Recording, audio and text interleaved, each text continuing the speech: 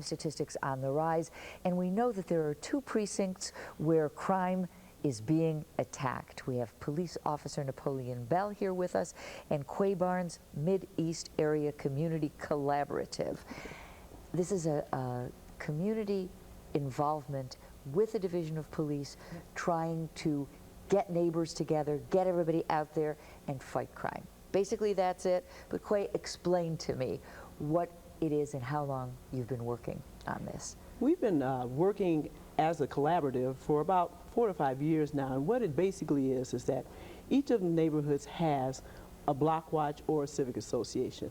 And in the past, before the collaborative, we would all work within our own communities to keep them safe and to maintain property values. But we found out that a problem that you have in one community will filter over into another community if we all don't work together. Well, Officer Bell came up with the idea of having a collaborative where all the block watches and civic associations on the east side work together. And so whenever we have a concern in one community, the other communities support it, and therefore the whole east side is kept in a safe and good environment. When you say the whole east side, by police district, we talk about 9th and 14th. So tell me what area, east side's a big place, kind of what areas are we talking about? Well, the 9th precinct covers the areas from on the north around 5th Avenue, south to the county line, to the west would be about Nelson Road, and to the east is Hamilton Road is the 9th precinct, and then east of Hamilton Road is 14th precinct, which they are now coming on. We're getting some of their block watches and associations involved in the collaborative also. And you have a community meeting every year. This is going to be on April 27th of this year. People in the neighborhood, you've gotten as many as 300 people coming together. It's at Eastmoor Academy. You call it a town hall meeting, and tell me, there are going to be a lot of groups represented, included the Division of Police. Yes. There will be also code enforcement, health department, various city services that the community deals with will be there. Prosecutor's office as well? Prosecutor's office, yes. We're inviting city council members so that we want to make sure that if you have a question regarding anything that involves quality of life or your community in general, there's somebody there that can answer that question. Now, the issues that come up in every neighborhood, but more in some than others, drugs, vandalism, break-ins, all of that has been a problem in these two areas. Well, in isolated areas, overall, the 9th and 14th precinct are very good precincts to live and work in. Although we do have isolated areas that we need to address rather aggressively, and we can't do that without the help of the concerned block watches and associations and the residents in the area.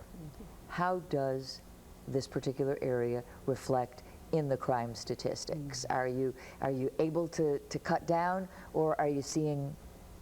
Well, I think with a lot of the efforts that the MAC has done and the block watch and associations in their own respective areas has made a difference.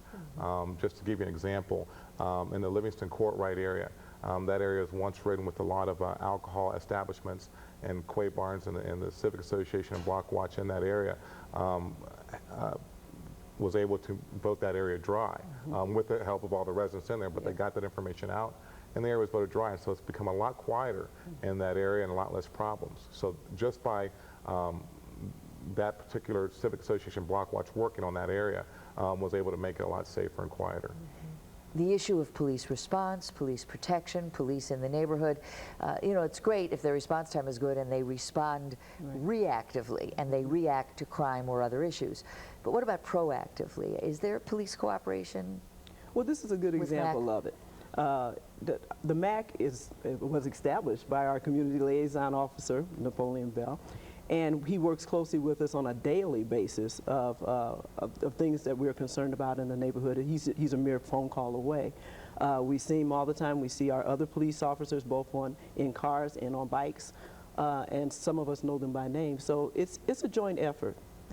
Another problem that neighborhoods seem to be seeing a rising gang activity.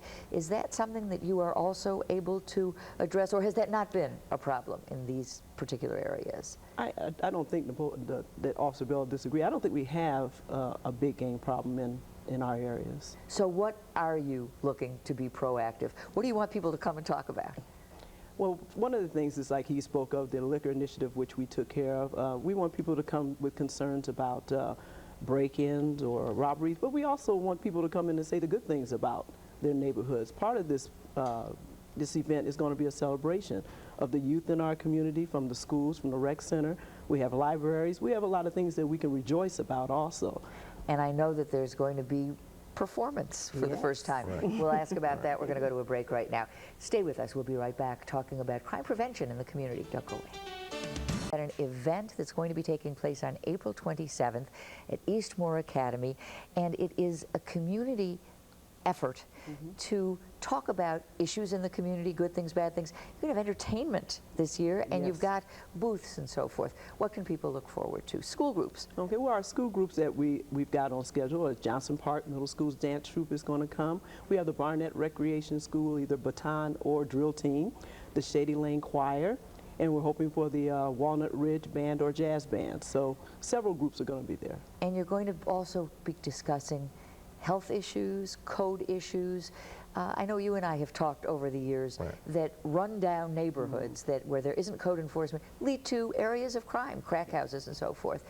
Talk about how that fits into all of this in crime prevention. Well, it actually comes together with the community making the phone calls, because without those phone calls, we can't do our job. The health department and code enforcement can't do theirs.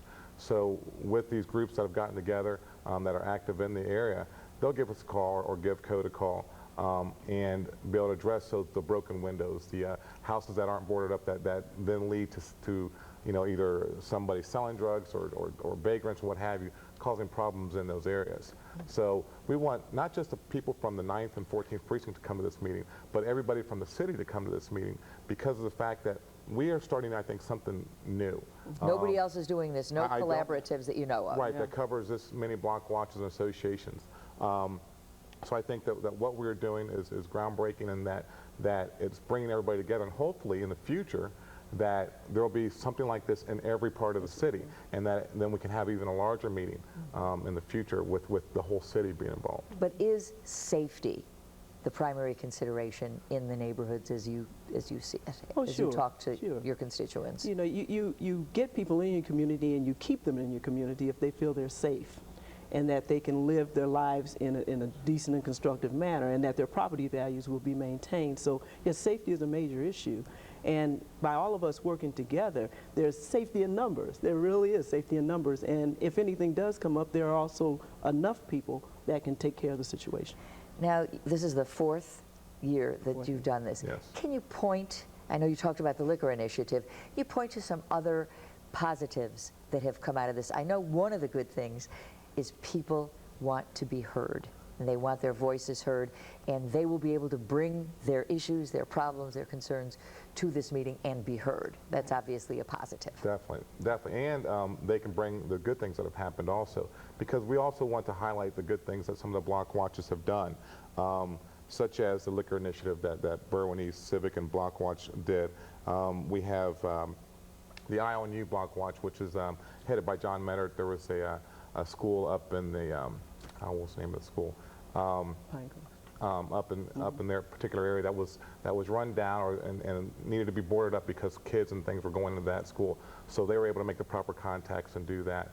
We have a lot of good things that have happened with the different block watches associations that we're going to highlight during this meeting also, because it is a great place to live and work, and we want to bring more business into the area, but also enhance the communication between businesses. We're working with the businesses, setting up Hamilton Road Corridor Association, Livingston Avenue Business Association. We're going to be working with the Main Street area to get those businesses and everybody involved with making the area a better place to live. You hear about preaching to the choir, and that the people who are going to come and be there are the people who aren't the troublemakers or have the children who may be the troublemakers. Are you reaching out through the schools or through the churches to bring in people who might really need to hear what's going on and some positive feedback? Yes, matter of fact, Thunderbird Acres and the Leewood Block Watch and Association are doing a program called Connecting with Kids, in which they are working directly with the schools. in the area to get them involved in the community. So try to reach them when they're younger, and so that they can come up and be productive citizens and be involved in their community. So tell me again, and I know you've got some sponsors, some people who will have booths and tables. Tell me again, time, place, run through it, and who people should call. Okay. All right. Why don't you do that? Okay. It's going to be held Tuesday, April 27th at Eastmore Academy. The programming will start at 6 o'clock, so we'd like everybody to arrive at 6 o'clock, although their booths will start to be set up around 5:30. And booths being? There will be booths located in the hall that have many of the city agencies involved. There will be different sponsors from the area businesses that regarding safety or health or other things that the communities involved would be interested in. So we'll have several of those with information packets. Columbus Fire Department will have some information, have somebody there. So we're looking to have the area well represented as far as the businesses and also the city agencies well represented.